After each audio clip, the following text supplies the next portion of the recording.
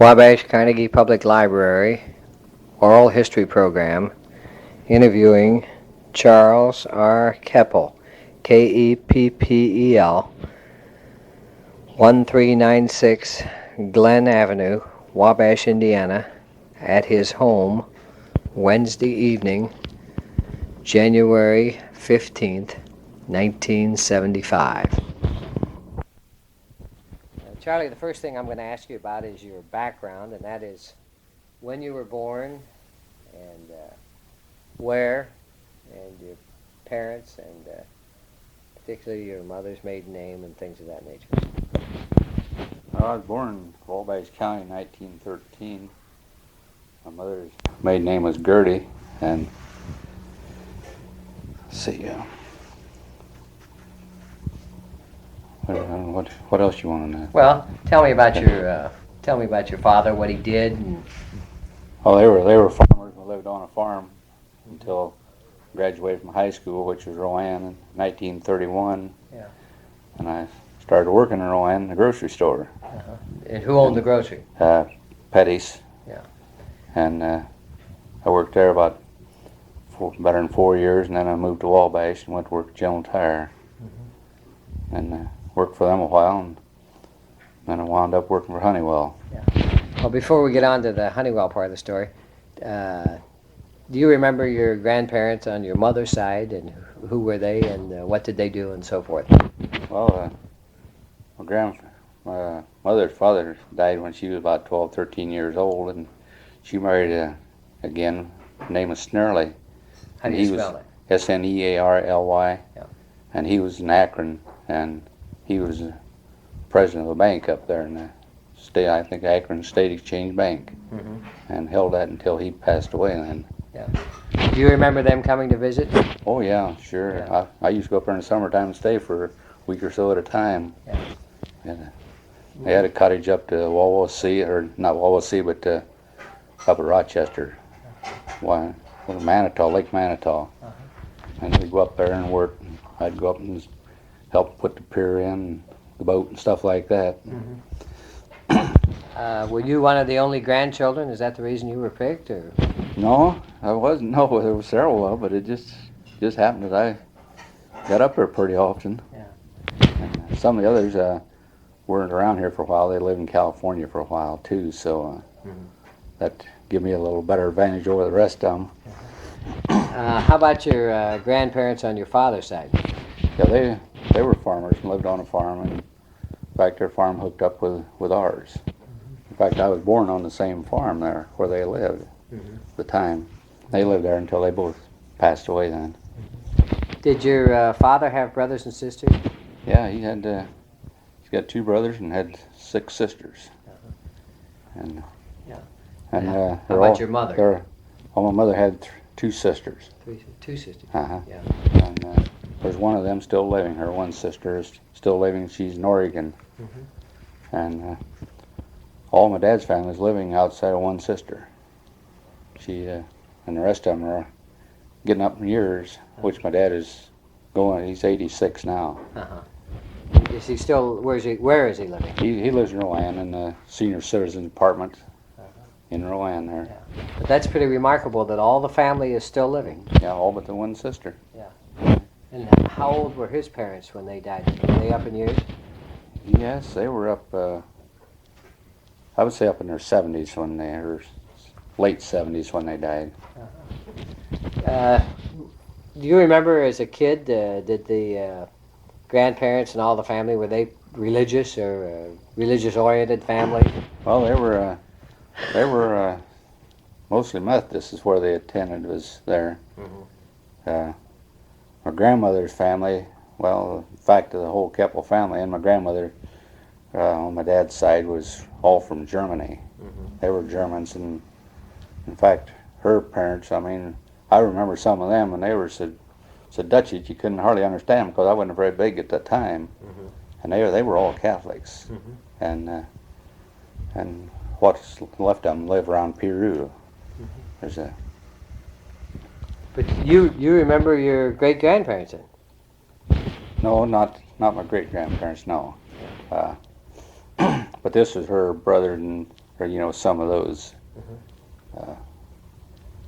And they all lived, they were, as you pointed out, they were farmers also? No, they would live around Peru.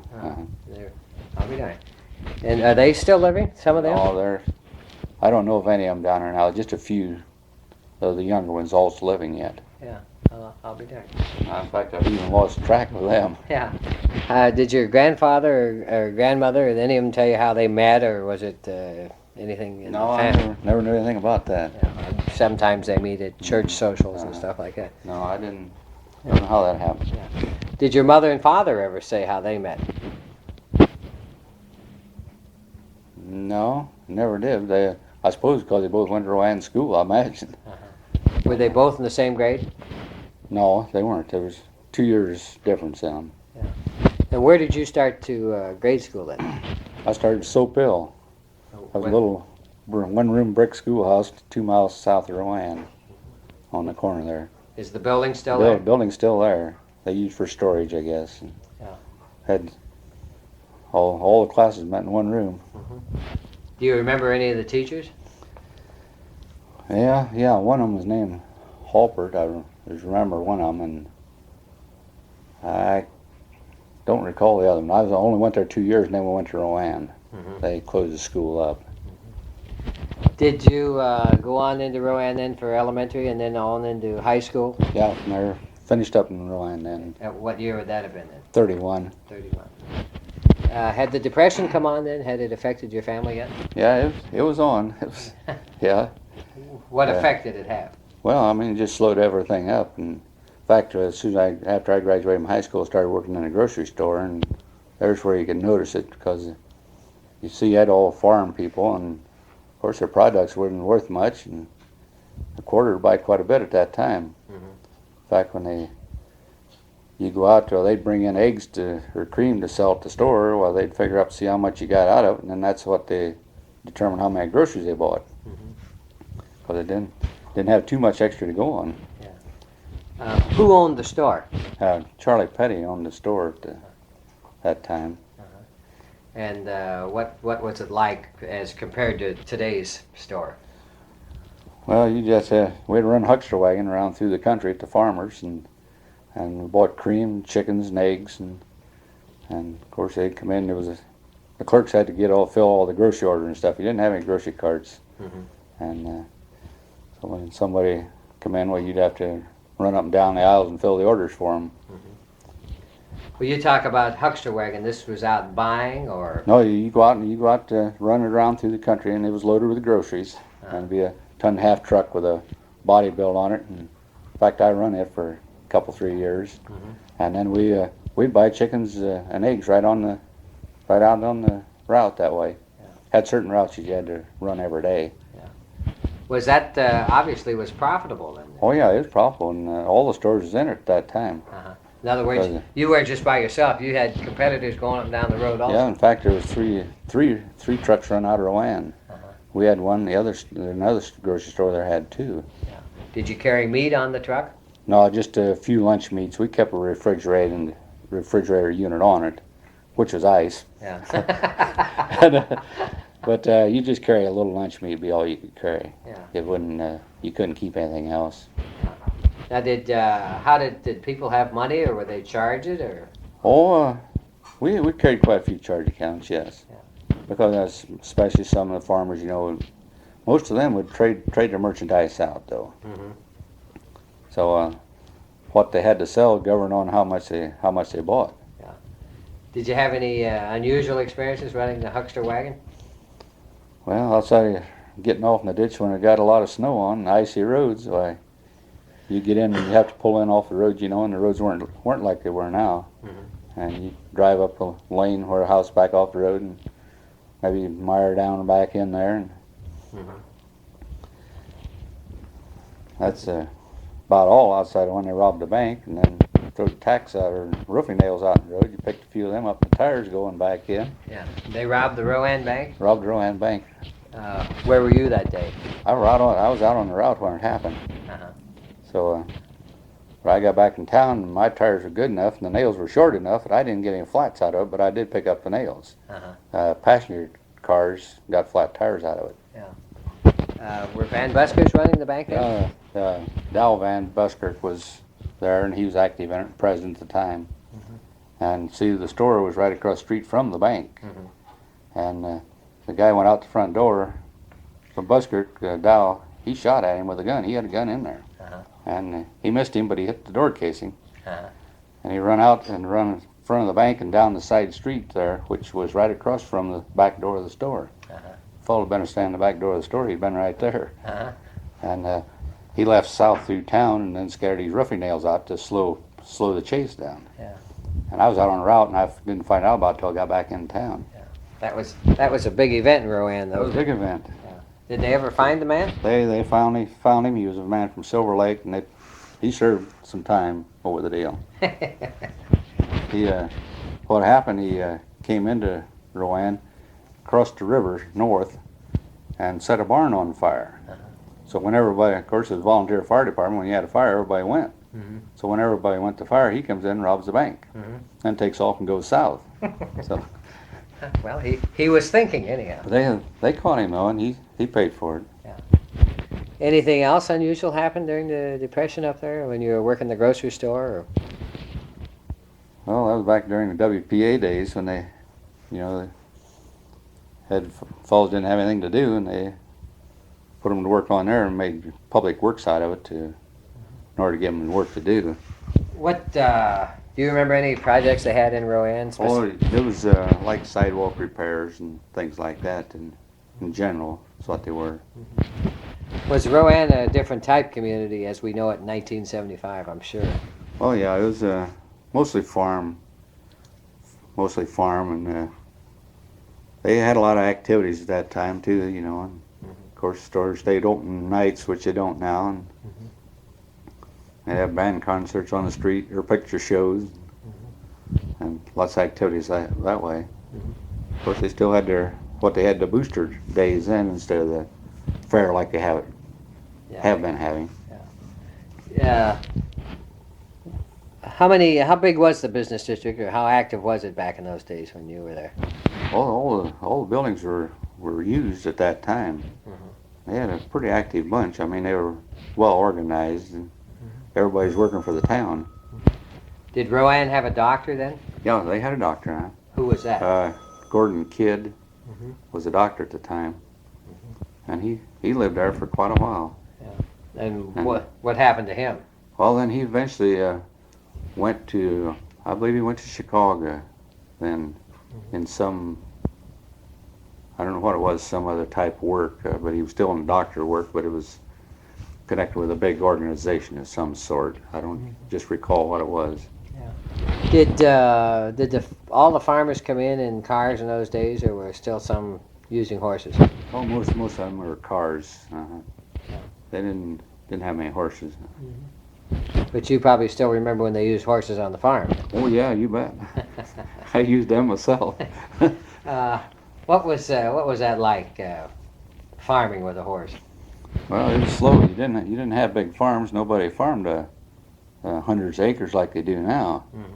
If you had a 80-acre farm, well, it was a pretty good. Was just an average-sized farm at the time. And most of them were 80, 100, 120 acres, with about what they usually farmed. How many horses did your father usually have? Oh, we had threes. About all we ever had was 3. What kind? They were just farm horses. I don't know. They weren't no special breed. They were just. They weren't Belgians. They were just work horses. Yeah. Now, did some of the more successful farmers have better horses than others, like better tractors? Well, no, they didn't seem to be. No, they were just all about the same. There wasn't any of them then was in any of this higher bred stock that way, like they have now. Well, what was your home like? Of course, there's no electricity in those days. No, there's no electricity or anything. Of course, you had a little house out the back too. I've often wondered about that this cold weather. we got modernized though eventually, and got things fixed up. Electricity in. Didn't have electricity for a while, and we got the oil heat instead of the coal fire, and running water in the house, and So it took a long while, but eventually it got modernized. Yeah. I'll bet those were great advancements when a person got, first of all, when he got indoor plumbing must have been a Yeah. great advancement, but when he Yeah. got electricity, that opened Yeah. up so many things with Sure, that refrigeration opened up a lot that way because and stoves and washing. all you had was an ice box and an old cook stove. I mean, coal or wood fired or kerosene. Did you ride the school bus ever? Oh yeah, we rode the school bus. Yeah. Outside, when I went to Soap Hill, we had to walk there because everybody lived close. But I rode the school bus. My dad drove one for several years. Were these Fords or just regular plain Yeah, school buses? Ford, Chevrolet. Yeah. Yeah. They And weren't as big as they are now. Yeah. Then my dad, you drove one for several years, and I think all through high school, and then a year afterwards. And he always took the basketball team when they went out of town to play ball. Did you play basketball? Oh yeah. Yeah. And what year would that have been that you played? Well, I wound up in 31. I played 4 years of high school and then graduated in 31. Yeah. Did you have So any good years? Well, no, I wouldn't say we was too good at that time. Yeah. we had a pretty good team one year, and well, we won I think about 2/3 of our games, but then we lost practically all of them by graduation. Then the next year wasn't too good, and then until I was a senior, well, we started coming back the senior year then. Yeah. Who was your coach? Clarence Vandegrift. Yeah. He's a local fella. Yeah. Then he went on to be superintendent of schools. Then he went on to be superintendent of schools. Retired from that post. Yeah. Do you remember the kids that played basketball with you? Oh yeah. So we had Max Orwin was one of them, and Mervyn Kendall was one of them. Claudius Dyson, Max Orwin. He's in. Those boys are still around here, and but Max Orwin, he's in Fort Wayne, and Ralph Bollinger, he played, and he went to Muncie, and then of course I played Dudley Lehman good too. He was, of course, was ahead of me in school, and he played there for 2 years. Did any of these kids go on to college? We had one of them went to business college, is all. None of the rest of them went to college. Was there any consideration given to college when you kids got out of high school in the early 30s? Well, we thought about it, but then I was lucky. I got me a job right away, and these boys that had a college education, they wasn't even working a lot of them on account of depression. Yeah. So, but I didn't have that. At that time you couldn't hardly afford to go anyway. Yeah. So if you got a job, well, you consider yourself real lucky. Yeah. Well, how long did you stick with the grocery store then? Oh, I was there a little better than 4 years. And that would have been up till what year? Oh, about 34 or 35. Yeah. And then what did you do? Then I come to Wabash and worked for General Tire. Yeah.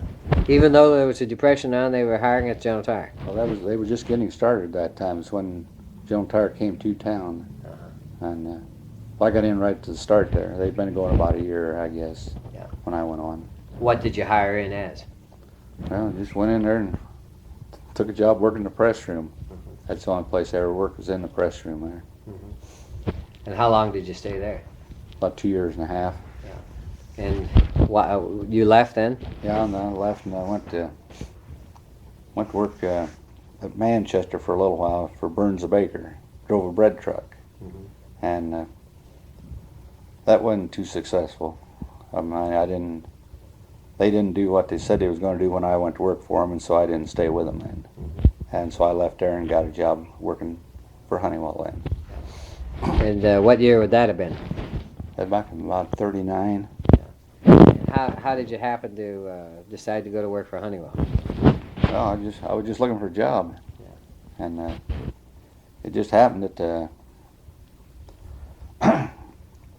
well, when I left, I didn't have a job when I quit up at Manchester.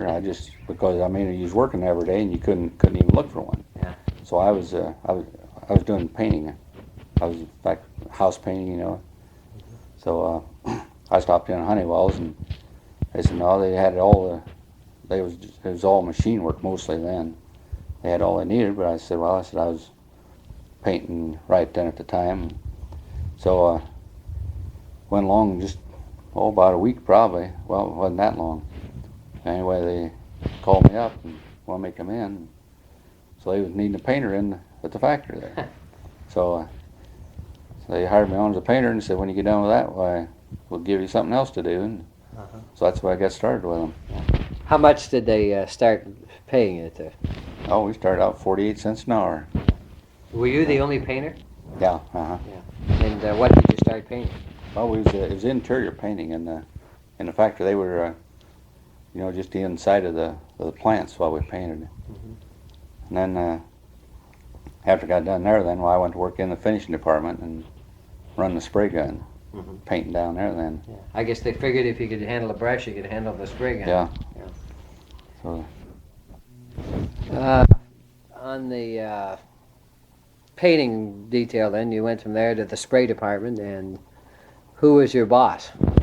Oh, Phil Magner and George McNeely was down there too at that time, and that was when I was just getting started in on this war material at that time, and George McNeely was the boss at that time, and got into a lot of other things besides painting, and Phil Magner was in on the chemical end of it because we had to do a lot of gun barrel finishes, and things like that. There were blues, went with telescopes and periscopes that they used in the service at that time.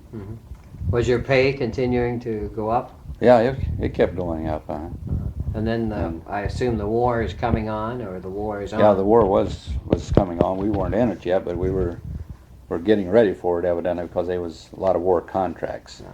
And that's when they filled in the gap there at the end of the building and built that new addition on. That was on Canal Street? Yeah, it was on Canal Street. Yeah. That's one of the things I was painting on before I went into the finishing department then, getting it ready. Yeah. And the superintendent at that time was? What's his name? Harry somebody. No, it was Harry somebody. He came on after Roby. Roby was gone. Well, then how did your work career progress? And the war is coming on, your family and everything else, and what happened? Well, it was first we got started in the war. Then they got to hiring more people and things, and then they took George McNeely and put him up over in the inspection end of it, and put me in charge of the finishing department then. So in other words, you're going from labor to management? Yeah, from labor to management. Yeah. What year would that have been? And well, just about a year later. Just about a year when I went into that.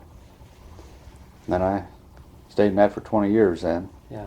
As a foreman of the finish department. Yeah. When they closed the downtown plant, I went out to the Bond Street plant and finished up out there and was foreman there. Outside about the last 3 years, and I worked in inventory production control then. What were they having any problems in this 20-year span there, as the economy would go up and down? Would the plant be going up and down also? Well, it seemed to have a pretty steady growth. There wasn't too much cutting back or anything. We got into this war contract. Of course, they hired a lot of them, and then when that was over with, well, then there was a layoff then. But after the war, then it leveled off and stayed pretty stable because they had enough of a variety of products that when something was slow, another one was coming in. They were seasonal that way, and you usually had something to keep filling in with. Yeah. So there wasn't too much laying off at that time. In these 20 years that you were there, was Mark Honeywell around at all? Oh yeah, he was around quite a bit. Yeah. And what do you remember of him? Oh, I got pretty well acquainted with him and running the finishing department. Why, he was down there quite a little bit, and he was always wanting you to do something for him, something special. He'd have something project, he'd bring down and he had a lot of antique, all metal things, like guns and pots and pans and stuff like that, and a lot of cast iron and copper. And of course, I had the things down there to work on them, and he'd bring them down there and have me to clean them up for him and get them all fixed up. And then so I seen him quite a little bit. Yeah. What would you have any conversation or anything other than just generalities about the about what you were doing for him? No, I mean, he was always real happy. I mean, for you to do it for him, Mm-hmm. and of course he was particular. Yeah. And he didn't care what it took to get it done, as long as he got it done the way he wanted it. And if you got it done that way, well, he was real happy. Yeah. And he was complimentary, and Would he stay there and watch you? no, he wouldn't stay around too much. No, he'd just tell you what he wanted and then take off and come back later when you got it done. Let him know when it was done. He'd come back and get it done. Did you ever do anything not to his satisfaction? I can't recollect it, no, but I know of some that have. Yeah. And what was the circumstances surrounding something like that? Well, this is in case when they were building the Honeywell Center. Uh-huh. Well, he had a lot of us fellows working down there, you know, helping out on weekends and Uh-huh. evenings. And the tables that he had a metal frame that they had made. The boys in the tool room made them, and he had a color that he wanted that I had to mix up. Uh-huh. It was a tan color, and I'd paint the frames and for samples for him. Uh-huh. In fact, then we went in production and made a bunch of them, and then we painted them up. We had a frame, and then he sent these.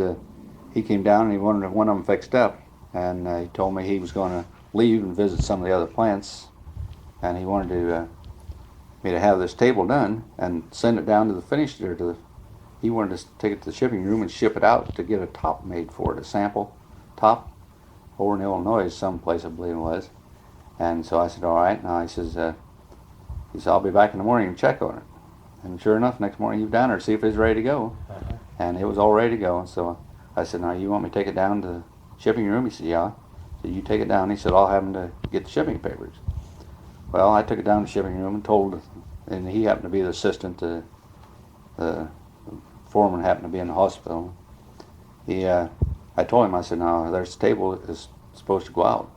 And I said, Mr. Honeywell said you get the papers, or have the papers made up for it. So I went along in a few days, and he come back to town, and I got a telephone call from the shipping room. The girl there said, you know anything about a table to be shipped out? I said, yes. I said, it was sitting right down there. I brought it down there and told him it had to go out. So she said, will you come down? I said, yeah, I'll come down. But when I got there, why, I was heading that way. He was coming back from down there. He'd been down there and seen the table hadn't been shipped out. And he told me, he says, I met him and he stopped me. He said, say, he said, you know that table hadn't been shipped out? I said, yeah. I said, they just called me. And he told the fellow, he said, well, he says, now next time, he said, when I bring something down here, he says, it's important. He said, if you don't have the shipping papers, he said, you get them. Mm-hmm. And don't let it happen again. Yeah. So I don't think he did. Yeah. But he was, I mean, he was, as a fellow, we worked for him, you know, do special things. Christmas time, well, he rewarded us at Christmas time for helping him out. What specifically? Cash. Yeah. Cash Christmas gift to each one that helped out on it. What other little stories can you remember in building the building? Oh, they was building. It was pretty cold weather when he was working on it, but I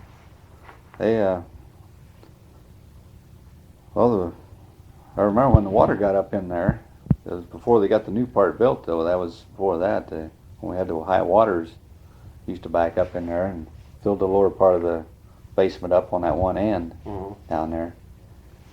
Then the other part, of course, they got the new part. We wasn't bothered with it after that, though. We didn't have any big floods like we had at that one time. And He was really active in building that community center. oh yes, he sure was. He was there, and he was kept his fingers right on it. Yeah. Took a long time to get it done because he was particular high and wanted it, and he wasn't in no big hurry to get it done. Of course, they built it when things were hard to get to. That was back during the war years when they started that. Yeah. And he'd go around different places and look other buildings over, and then he'd come back and fix up from there, get his ideas, a lot of them from there. And he had fellows in here from, well, the fact the fellow put the sound system in was from Florida, that he got acquainted with while he's down in Florida. And I helped that fellow put the sound system in on that. Was there? He just liked Mark Honeywell. Just liked his work down in Florida, and says, "Come on and do this for Yeah, me." you got acquainted with him and knew he was good, and he brought him up to put that in then. And so he worked quite a little while getting that all put in there. Was Mark satisfied with it when he got Oh it? yeah, he was satisfied with it. Yeah. Did you stay with it all the way through until it was completed? I helped out on it All the way. after it was getting pretty well along. Mm-hmm. When I helped on it was when it was in the finishing stages mostly. Well, they had it was mostly finishing up on the inside. Of course, they didn't have all the petition stuff in there, the floor down, the gym, stuff like that when we was working on it. Yeah. And I think Charlie said they just paid you for your. Charlie Shore was telling me that he was in the accounting department then. That they just paid you through the office or through on the Honeywell. Yeah. deal. Well, that I think was nice that he called on the guys and gave them something to do. And he knew you were all good workers too. Yeah, that was it. And I mean, he'd get us, a lot of us guys, we go down there and work on Saturdays and stuff, or in evenings when some of the rest of them wouldn't, and they give us extra work too, because at that time we was only working 40 hours. And we could afford to put in a few more hours for a little more money. Yeah. And let's talk about unions. Was the union there when you got there or not? no, it didn't come into later years. Now, I'm talking about the company union first. Yeah. No, it didn't come into later years. It came in, well, I think when they had the Bond Street plant going. Well, no, they didn't either, probably. But it started in the downtown plant when they organized the first company union. Yeah. And they didn't have any union problems. It was a company union, and they got along pretty good. But did you belong before you went into management, or? Well, yeah. Did you ever hold office? No, I didn't hold any office or anything, no. But I belonged to it because I think all the fellows did. Yeah. All right, by the time then that you got into management, why then they're getting into this international, right? Yeah, then they got into that, and that's when they started having a few problems. Then. Yeah. Do you remember specifically looking at it from finishing room foreman? Were you having problems or anything at that time? No, I didn't. I didn't have. I had the downtown plant and the boys down there. I mean, a lot of those didn't belong to this international union, and but the strong ones were out at the Bond Street plant, and that's where they had most of their problems with it. Was out there. Yeah. And of course, I got into it when I went out to Bond Street then. Yeah. And the boys that would work for me finally joined the union after they got out there. Yeah. They made it a little rough on them if they didn't, so they just joined up. And did you see going to be a change when they went from the downtown to the Bond Street? Did you see a change going to come into the management of the place? Well, yeah,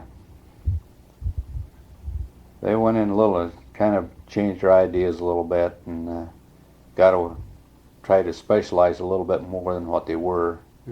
And when they did that, they phased out a lot of their smaller jobs because they were bigger, and they phased out some of the smaller ones. But it didn't make the workforce as stable as what it was before. Do you think that hurt them? Well, I think it did, yeah, because they didn't grow after that. They tend to kind of slack off.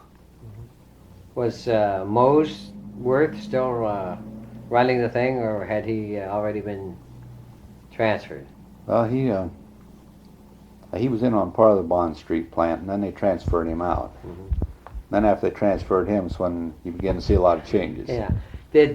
How'd you get along with Mose? I got along with him real good. Did you? Yeah. Was he? What would you say he was capable of running everything? Oh yeah, he was. I mean, he was good. Yeah. And he was. He treated the fellows good. Did he? Yeah. And he took an interest in them, and of course that's the way he got along with the company union. They would wait until they organized or bargained up in Minneapolis, and whatever they got in Minneapolis, well, Moses got for the boys in Wabash. So there was no problem. They didn't even have to pay a lot of union dues to join the international union. Yeah. And get the same benefits too. Yeah. Do you think maybe going to the International might have been Moses' undoing, or he was undone regardless of what happened? Well, I think he was. Yeah, they Yeah. transferred him down there to Florida, and they brought these other boys in, and they were strictly. Well, boys had been dealing with bigger outfits and stuff, and Yeah. they didn't have a local interest like they had. Where Moses, I mean, he was local and he had a local interest, and you had a better knit organization whenever you have someone like that. Now, when they brought in Bob Ensler, who was the head man from Freeport, as you well remember, Yeah. and most of the employees referred to that as the Freeport Gang. Yeah. What do you think? What were your feelings at that time?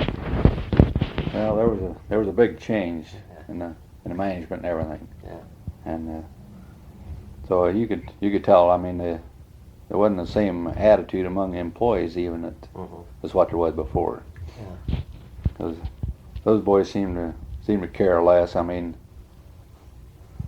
they just didn't have an interest like you'd been used to having. Yeah. And I suppose that's what you get when you get strictly big business. Maybe, I don't know, but it sure didn't pay off out there. Did you have any feelings as to what they were going to do when they came here? I mean, Well, there'd been talk of whether they was going to go or whether they was going to close it up. Yeah. And how did you feel? well, Here you had 20 years of your life invested. yeah. Well, frankly, of course, you didn't want to see them closed up. Yeah. In fact, I don't want to see them closed up today either. But even though I'm not with them, but then you take away the way they operate now, well, they can close them up just overnight, ship everything out. That's what happened in our case there. They just shipped everything around. That's the reason I'm not with them today. Yeah. Well, what happened to you? I've heard Charlie's story, Charlie Schroeder, and I've heard the others, and some won't believe me. Some won't talk until this day. Is that right? I can name you 2 or 3 that absolutely won't talk to this day. What happened? Well, you see, they kept transferring jobs out, and they transferred out the jobs that we had and that we were working on. They transferred jobs in from Minneapolis that somebody else was working on. So when they did, they just brought the boys right along with them. And of course, we were not in the union end of it or anything. In which, if you're in the union end, well, you was protected, but we weren't. We were all in a salaried category, and so they just started just terminating you. So you just didn't have anything to do at that time. They just unloaded. Of course, I left the same time as Schroeder did. Now, did they call you in, and how did it go? Anyhow? Yeah, they just called you in and said, give you 2 weeks notice, and we're going to terminate. There were 6 of us left there at that one time. I had 132 years between the 6 of us. And you were all terminated at the same time? All terminated at the same time. And in fact, we were some of the last ones to be terminated. They'd been doing it all along for some little while. And of course, you're just wondering who's going to be next. So I think we were in pretty well on the tail end of it. So and then they brought these other boys in and everything with it. And most of them didn't stay too long after they got here. Yeah. And some of them they wanted to transfer out, and some of the boys went and some didn't. How old were you then? I was 55. 55. Yeah. No, I wasn't 55 either. That was 10 years ago. 51. 51. Was that a shock, really? I mean, come home and throw down your hat and say, Well, yeah. I've been fired, or... Yeah, you felt bad about it. Of course, you get 51 and have to go out and look for another job after you got about 25 years in. Why? Yeah, you give it a lot of thought. Of course, at that time, I was going up to Purdue in Fort Wayne, taking a course in inventory production control, which company was sponsoring. If you took the course and made a C grade in it, they would pay for the course. If you didn't, then you paid for it. So, and I left there and still wasn't done with the course at that time. I left Maine, didn't wind up there in June, and they went ahead and paid for it. And even though they didn't get any use out of it, they spent some money for nothing. But I got a little college education. Well, that seems to be odd that they would be thinking of putting people out to pasture that they're still educating. Yeah, that looks funny. Yeah. But they did. It cost them. They had to pay for it. Mhm. Of course. I wound up. There were 3 of us from Wabash going up there at the time, and 2 of us got an A and the other got a B in the course. So they paid for all of them. They paid for everybody. Yeah, they paid for all of them. Do you think it would have made any difference if you'd had a college education? No. No. You'd have been canned, Yeah, fired, we'd been dismissed, regardless we'd of been what released happened. anyway, sure. Yeah. Because they just brought the other boys in. I mean, they just shifted, and that at that time was the beginning of the shifting around. Yeah. And from then on, they've been shifting ever since. Yeah. What was the morale of the workforce? But seeing everybody dismissed and drifting off. It was getting bad because some of the boys even went out and found them other jobs because they were afraid they was going to get it too, and they just went out and got other jobs. Yeah. And left. I don't know whether they'd got it too or not, but they left anyway on their own.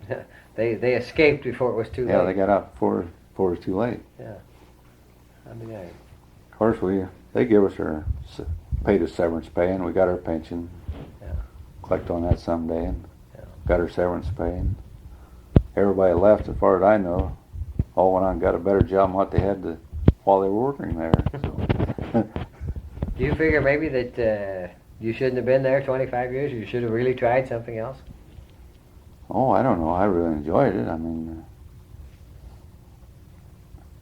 but of course, I think falls better off in getting another work if he likes it, which I did anyway. So I got back into what I started out in to start with when I got out of school. Yeah. So you just made the full circle there. Just made the circle. Yeah.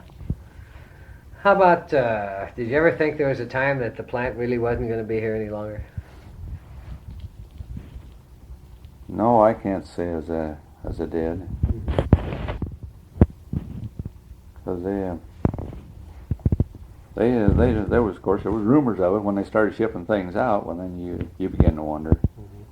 And but they still had a fairly good sized force and several pretty good jobs they had. So unless it got too bad, why they could unload it real easy though if they don't wanted to. But I think one thing, their wage scale was cheaper here, and they could afford to keep it here to get some of this work done, where they couldn't get it done in those bigger cities. Yeah. Did you feel when you worked there? Did you feel like you got adequate compensation? Oh, the wage scale wasn't too good, no. Yeah. Not compared to what you get in other cities. Yeah. But how about other industries here in Wabash, like General Tire, Container, or somebody? Oh, General Tire was paying better, and well, of course I think Container was too. But I think now they've got their wage scale up more comparable to the others. Yeah. Well, that's probably union. Yeah, influence. unions bring that on. Yeah. Of course, you got to take the good with the bad. Yeah, that's right. Of course, then when you left, and Bob Ensler was there, and that's when you left. Yeah. Well, let's see. That's when I left, and some of the boys they started going back to Freeport. 2 of them did. The 2 top boys went back, and they brought some other boys in. It's a whole different story now. Yeah. Changed all around. Yeah. What did you think of Mark Honeywell's contribution to Wabash? Well, he did an awful lot for Wabash. Majority of the people, I don't think, gave him the credit that he had due. Because they didn't know him, they weren't acquainted with him. But if you'd been acquainted with him, why, you would have really realized what all he did do for Wabash. Did you see Mark after his health began to decline at all? No, I didn't see him too much after he began to go downhill. He wasn't around much then. Did you know the first Mrs. Honeywell? No, I didn't know her. No. Did you ever get acquainted with second Mrs. Honeywell? Well, not real close. No, I didn't have much chance to have any association with her. Did you ever meet any of the other members of the family, her son John, or Mrs. Hubbard, her mother, or any of them? No, I never met any of those at all. Yeah. Did you ever work out the country club for Mark? No, I never did any work out there. Yeah. Nothing? No. Or around the house, his own home on Wabash Street when he had that? No, I didn't work on it any. Yeah. Let's talk about getting married, as long as we're going to have this for the grandchildren and the great-grandchildren and everything else. Where did you meet your wife? Well, met her at a Farm Bureau meeting. A Farm Bureau meeting? Is that unusual? Well, it just so happened that... a lot of people meet at dances and everybody's else. You met at a meeting, eh? Yeah, well, see, I played an orchestra. We had the Farm Bureau at Roann sponsor had an orchestra, and we played at other Farm Bureau meetings around, which was over here. She went to school at Linlawn up here, and they had the Farm Bureau unit. We came over and played one night, and she happened to be there that night. That's when I got acquainted with her. Yeah. Now, what was her maiden name? Brown. Her first name? Murray. Mary Brown. Okay, and then when were you married? How long did you go together before you got married? Let's see, about 3 years. Yeah, and you got married what year? Or what? 34. 1934. And you have how many children? Got 2. And their ages now, or their birth dates, I guess we'd say. Let's see. No, boy's 26. Daughter's about 35. This is Just stop to think. This is 1975, so anybody can just go back and figure it out themselves. Yeah. Well, what do you think of everything now that you've gone through grocery store to General Tire to Honeywell and then back to the grocery store, and obviously you're living better than your father ever did or your grandfather, and you must have some comments. You must wake up and say, gee, this must be pretty great. Yeah, it really is. Yeah, I think so, really. Yeah, and have 2 kids and both got a college education. So you figure you have accomplished quite a little bit at that. Do you have any plans for retirement? Oh yeah, I don't know just what I'm going to do yet, but I'm not going to quit working. Yeah. I'll be doing something, and got 4 more years to go. But you're 61 now. 61 now. So you come back 4 years from now, I'll be retired. I'm gonna. But do you have any desire to say go to Florida or Arizona or Texas or something? No, I haven't. No. You don't want to stay right? Probably stay around, but wouldn't mind going down there for some of the cold weather. But I just like to, keep active and do some little work. Nice warm day, I'll go out and play golf. Forget about the work. Yeah. So what? Do you notice your own attitudes and opinions changing as you get older, Charlie? Oh yeah, they do. Do they? Which way? Oh, I don't know. You kind of have a little broader outlook on things, I think. Do you? Yeah. You recognize faults in people that it's just human beings. And oh yeah, you kind of overlook them where before you didn't used to. And figure nobody's perfect. You're not yourself, so can't expect anybody else to be either. Have you always been in good health? Yeah, I've always been in good health. Yeah. Well, you're fortunate. Well, can you think of anything else that we should put on the tape here? About Mark Honeywell's or anything else that we've talked about? Well, I think pretty well covered it. You'll probably go to bed tonight and you'll think about the time you played baseball or something like that. I never did too much baseball. I did a little softball, but most of it was basketball. Yeah. Did Honeywell have a team or anything that you participated in? We had one time they had a basketball team, and then they had. Did you play on it? Yeah, I played on it. Yeah. Who was the manager and who played on the team then? Well, I don't remember who all played on it. Walter McClintock did, and Ralph Pennison one of them I remember. I don't remember who the rest of them were. Yeah. Was Bus Martin manager at that time, or I can't. he I don't seemed even, to manage everything? I don't. went I on don't in even. I don't remember who managed the team at that time. all the athletic teams. Yeah. I never played softball with them though. Never played softball. Yeah, No. They were big in softball also. Yeah, they were pretty good in softball. They had a pretty good ball team. Yeah. Did they have an orchestra out there at all? Or No, they nothing? didn't have. And you stopped playing Yeah, I stopped playing then. after you got married. You figured you'd Mm. accomplish what you wanted to. Yeah. Huh? No, I played in the band quite a little while after that too. Did you? And of course, when I worked in Roann, we had a band there, and I played there. Mhm. And that was the last time we quit. Then. Of course, you couldn't play this music now. Well, I sure could. Well, Charlie, I want to thank you for taking your time tonight, and this has been most interesting. And we'll send you a copy of this, and you can correct it and send it back, and we'll stick it in the files. And if your grandchildren someday want to listen to Grandpa's voice, why, it'll be at the library. Probably get a big bang out of that. Yeah. This interview by George Dingledye.